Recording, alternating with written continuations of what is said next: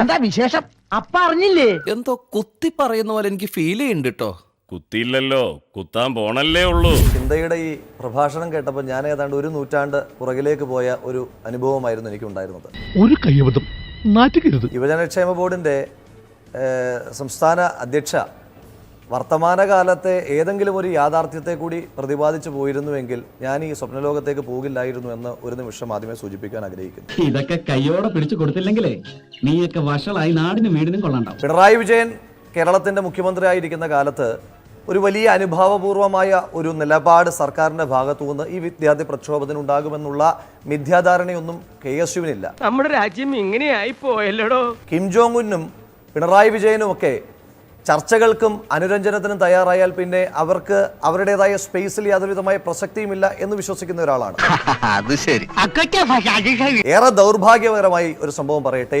കഴിഞ്ഞ 7 ദിവസമായി സെക്രട്ടേറിയറ്റിന്റെ നടക്കൽ KSU സംസ്ഥാന കമ്മിറ്റിയുടെ പ്രസിഡന്റ് ശ്രീ KM അഭിജിത്തിന്റെ നേതൃത്വത്തിൽ KSU നിരാഹാര സമരത്തിലാണ്. എല്ലാം ഇയാൾക്കറിയാം, ശരിയല്ലടോ?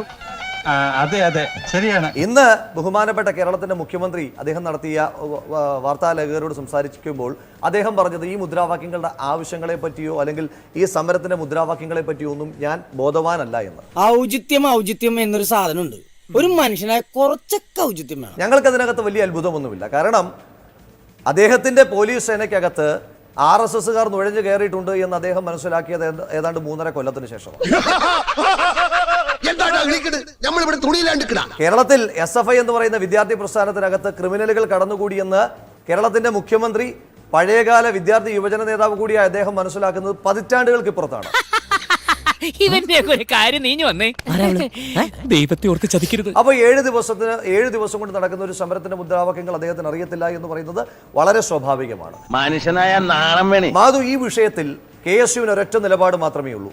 SFI കഴിഞ്ഞ ദിവസം അവർ വലിയ ആൾക്കൂട്ടത്തെ സൃഷ്ടിച്ചുകൊണ്ട് ഒരു സമരമൊക്കെ നടത്തി. ഒരു തർക്കവുമില്ല. അവകാശ സംരക്ഷണവുമായിട്ട് ബന്ധപ്പെട്ടിട്ട് അവകാശ പത്രികകൾ സമർപ്പിക്കുന്ന ഒരു ആൾക്കൂട്ടത്തെ സൃഷ്ടിച്ചു. വിഘടിച്ചു നിൽക്കുന്ന നാനാജാതി മതസ്ഥരെയും ഒന്നിച്ചൊരു കൊടിക്കയിൽ കൊണ്ടുവന്ന് ഭാരതത്തിന്റെ ഐക്യം ഊട്ടി ഉറപ്പിക്കാൻ ആ ആൾക്കൂട്ടത്തെ സൃഷ്ടിച്ചുകൊണ്ട് കേരളത്തിലെ SFIയുടെ മുഴുവൻ നേതാക്കന്മാരും DYFI നേതാക്കന്മാരും പറഞ്ഞത് ഈ ആൾക്കൂട്ടം കണ്ടില്ലേ, ഞങ്ങളുടെ ഭാഗത്താണ് വിദ്യാർത്ഥികളെന്ന് മാത്രമാണ്. അതിനെപ്പറ്റി ഒറ്റ കാര്യം മാത്രമേ എനിക്ക് പറയാനുള്ളൂ. ഈ ലോകത്തിലെ ഏറ്റവും അധികം ആൾക്കൂട്ടത്തെ സൃഷ്ടിച്ചതിനകത്ത് അഡോൾഫ് ഹിറ്റ്ലറും ബെനറ്റോ മുസോളിനിയും ഒട്ടും പിന്നിലല്ലായിരുന്നു എന്ന് ചരിത്രം ഇടയ്ക്കെങ്കിലും ഒന്ന് വായിച്ചു നോക്കുന്ന SFIക്കാർക്ക് നല്ലതായിരിക്കും. ഞാൻ പറയുന്നത് SFI അവരുടെ അവകാശ പത്രികയിൽ മുന്നോട്ട് വെച്ച ഒരു ആവശ്യം, ആ ആവശ്യത്തിനകത്ത് അവർ പറയുന്നു എല്ലാ കലാലയങ്ങളിലും വിദ്യാർത്ഥി സംഘടനാ സ്വാതന്ത്ര്യം അനുവദിക്കണം. അവൻ പിന്നെ കള്ളം പറയൂ. ഞങ്ങൾ SFI സംസ്ഥാന ഗവൺമെന്റിനോടാണ് ഈ ആവശ്യം ഉന്നയിച്ചത് എങ്കിൽ ഞങ്ങൾ സംസ്ഥാന ഗവൺമെന്റിനോടും അതുപോലെ തന്നെ SFIയുടെ സംസ്ഥാന കമ്മിറ്റിയോടും ആവശ്യപ്പെടുകയാണ്. അവൻ എന്തിനുള്ള പുറപ്പാടാണെന്ന് മനസ്സിലാവുന്നില്ല. കേരളത്തിലെ എല്ലാ കലാലയങ്ങളിലും സംഘടനാ സ്വാതന്ത്ര്യം എല്ലാ വിദ്യാർത്ഥി സംഘടനകൾക്കുമായി നൽകുന്നതിലേക്ക് വിശാലമായ ജനാധിപത്യ ബോധം നിങ്ങൾക്കുണ്ടാകണം. അമ്മക്ക് പ്രാണവേദന, മകക്ക് വീണവായന എന്ന് പറഞ്ഞ മാതിരിയായിപ്പോ എന്റെ സ്ഥിതി. നിങ്ങളുടെ കൊടിയിൽ എഴുതിയിരിക്കുന്ന സ്വാതന്ത്ര്യവും ജനാധിപത്യവും സോഷ്യലിസവും കൂടുതലൊന്നും ഞങ്ങൾ പറയുന്നില്ല. ഇത് വടി കൊടുത്ത് അടി വാങ്ങുന്ന പരിപാടിയാണല്ലോ ബാബു. ആ കൊടിയിൽ നിലവിൽ നക്ഷത്ര ചിഹ്നത്തിലിട്ടിട്ട് കണ്ടീഷൻ സപ്ലൈ എന്ന് പറഞ്ഞിട്ട് നിങ്ങൾ ആപ്ലിക്കബിൾ ആക്കിക്കൊണ്ടിരിക്കുന്ന ആ സ്വാതന്ത്ര്യവും ജനാധിപത്യവും സോഷ്യലിസവും എല്ലാ ക്യാമ്പസിലും എല്ലാ വിദ്യാർത്ഥി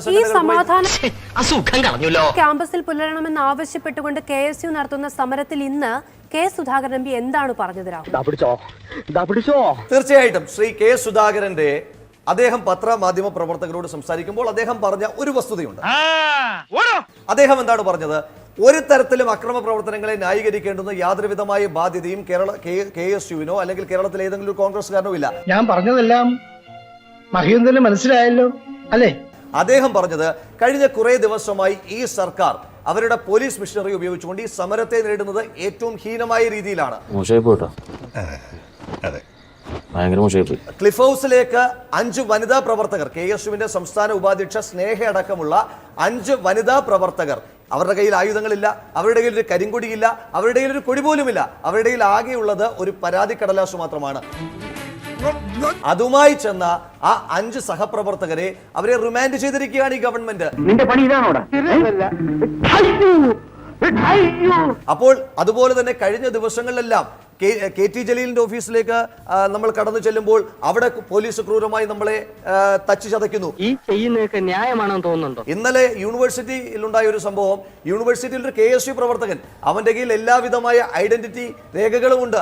ആ രേഖകളുമായി അവന്റെ ഫീസ് അടയ്ക്കുവാൻ വേണ്ടി കടന്നു ചെല്ലുന്ന ആ വിദ്യാർത്ഥിയെ പോലീസ് വാതിക്കൽ തടഞ്ഞ് ഞങ്ങൾ അവിടെ ഇടപെടാൻ ചെല്ലുമ്പോൾ ഞങ്ങളെ ക്രൂരമായി തച്ചു ചതയ്ക്കുന്ന സാഹചര്യം ഉണ്ടാകുന്നു.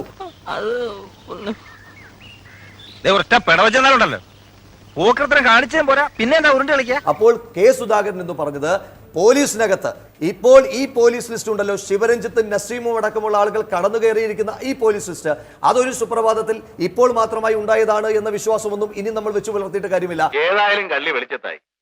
ഇനി എന്തിനാ സുഖി ഒളിച്ചുകളി? ഉള്ള കാര്യം തുറന്നു പറഞ്ഞാട്ടെ. കേരളത്തിലെ പോലീസ് സേന പോലീസിന്റെ പണി ചെയ്തു കഴിഞ്ഞാൽ എല്ലാവർക്കും നല്ലത്. പക്ഷേ അത് കഴിഞ്ഞാൽ ഞങ്ങൾക്കും പ്രതിരോധിക്കേണ്ടി വരും എന്നാണ് കെ സുധാകരൻ പറഞ്ഞത്. മനുഷ്യനെന്ന നിലയിൽ എത്രയൊന്നും പറഞ്ഞിട്ടാണ് അവകാശ സംരക്ഷണവുമായി ബന്ധപ്പെട്ട ഒരു സമരം ചെയ്യുമ്പോൾ എത്രമാത്രമാണ് ഞങ്ങൾക്ക് സഹിക്കുവാൻ കഴിയുക? രാഘവൻ പറഞ്ഞത് വാസ്തവം. അപ്പോൾ അത് സ്വാഭാവികമായ ഒരു പ്രതിരോധം ഉണ്ടാകും എന്ന് മാത്രമാണ് കെ സുധാകരൻ പറഞ്ഞത്. അല്ല പോലീസുകാരെ നാളെ തൊട്ട് SFIക്കാർ, ഞാൻ പറയട്ടെ മാധു, 7 ദിവസമായി നമ്മൾ ഈ സമരം ചെയ്യുകയാണ് KSU. ഇതുവരെ ഒരു പോലീസുകാരന് പരിക്ക് പറ്റിയിട്ടുണ്ടോ? അവൻ പറഞ്ഞ നേരാ. ഏതെങ്കിലും ഒരു ബസ്സിന് കല്ലെറിഞ്ഞിട്ടുണ്ടോ? ഏതെങ്കിലും ഒരു പൊതുജനങ്ങൾക്ക് ബുദ്ധിമുട്ടുണ്ടാക്കിയിട്ടുണ്ടോ? ആർക്കെങ്കിലും ഈ സമരവുമായിട്ട് ബന്ധപ്പെട്ട് KSUക്കാർക്കല്ലാതെ മറ്റാർക്കെങ്കിലും പരിക്ക് പറ്റിയിട്ടുണ്ടോ? അതിന് തന്നാരും വിളിച്ചില്ല. ഇത്രയേറെ സമാധാനത്തോടു കൂടി പോകുന്ന ഒരു സമരത്തെ പോലും പോലീസ് അതിന്റെ ഏറ്റവും ക്രൂരമായ രീതിയിൽ തല്ലിച്ചതയ്ക്കുമ്പോൾ സ്വാഭാവികമായി പ്രതിരോധിക്കേണ്ടി വരുമെന്ന് കണ്ണൂരിൽ നിന്ന് CPMകാരുടെ ക്രൂരമായ അക്രമങ്ങൾ നേരിട്ടിട്ടുള്ള, അവരുടെ പോലീസ് സേനയുടെ ക്രൂരമായ അക്രമങ്ങൾ നേരിട്ടിട്ടുള്ള ഒരു മനുഷ്യൻ, ഒരു നേതാവ് പറയുന്നത് അദ്ദേഹത്തിന്റെ സ്വാഭാവികമായിട്ടുള്ള അദ്ദേഹത്തിന്റെ അനുഭവത്തിൽ നിന്നാണ് അദ്ദേഹം പറയുന്നത്. കഴുത്തുവരെ പെരുമ്പാമ്പ് വിഴുങ്ങി അവന്റെ തലയിൽ ഹാന ചവിട്ടിന്ന് പറഞ്ഞ പോലെ. ആദ്യം വ്യക്തി നന്നാവണം, എങ്കിലേ കുടുംബം നന്നാവൂ. കുടുംബം നന്നായ സമൂഹം നന്നാവൂ. സമൂഹം നന്നായ രാജ്യം നന്നായി. രാജ്യം നന്നായ ലോകം നന്നാവും. ഒരു 6 ഇഞ്ച് നീങ്ങി ഒരു ചുവന്ന സ്വിച്ച് കാണുന്നുണ്ടോ? കാണുന്നുണ്ട്. ഈ സ്വിച്ചിന്റെ കാര്യമാണ്. അമർത്തിയോ? അമർത്തി.